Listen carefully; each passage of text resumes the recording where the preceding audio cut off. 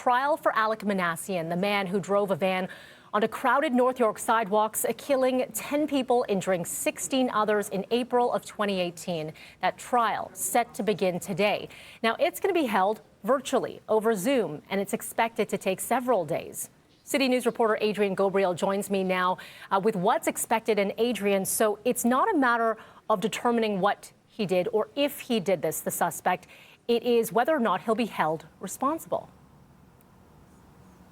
Yeah, that's right, Mel. This trial is going to be held by judge only, and that's exactly what Justice Anne Malloy has said. This isn't a question of whether or not he did it. It's what was his state of mind when he carried out the horrific attack that has left a scar in our city, likely, for many, it may never ever heal.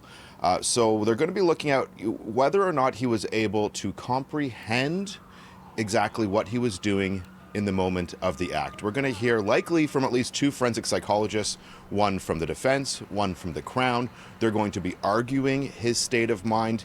It's not a popular idea. There's a lot of misconceptions and thoughts and feelings about not criminally responsible and what that could mean for someone like Alek Minassian. I sat down with defense lawyer Kim Schofield recently. She's not part of this trial, but she's worked on many not criminally responsible cases before, and this is what she had to say about what we can expect in the upcoming trial and what's on the table.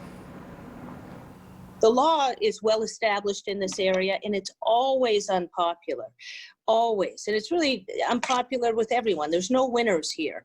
But it's most unpopular, I think, with the public, because there is this concept that someone is getting off.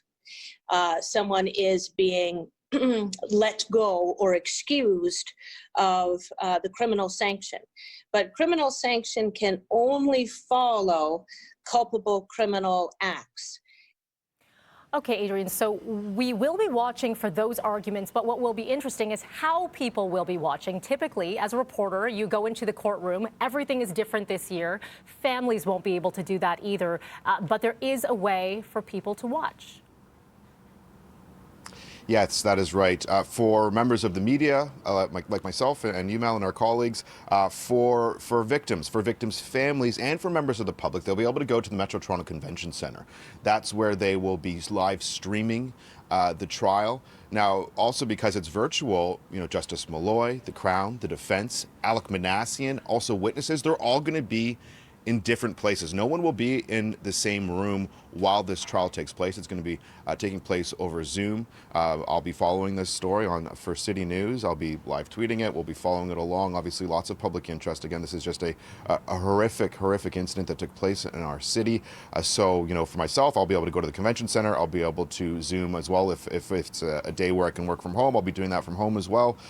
So, a lot of new ground here we're covering with a virtual trial. I know earlier today you were running some of the interview that I did with Nick D'Amico and Marie D'Amico's brother.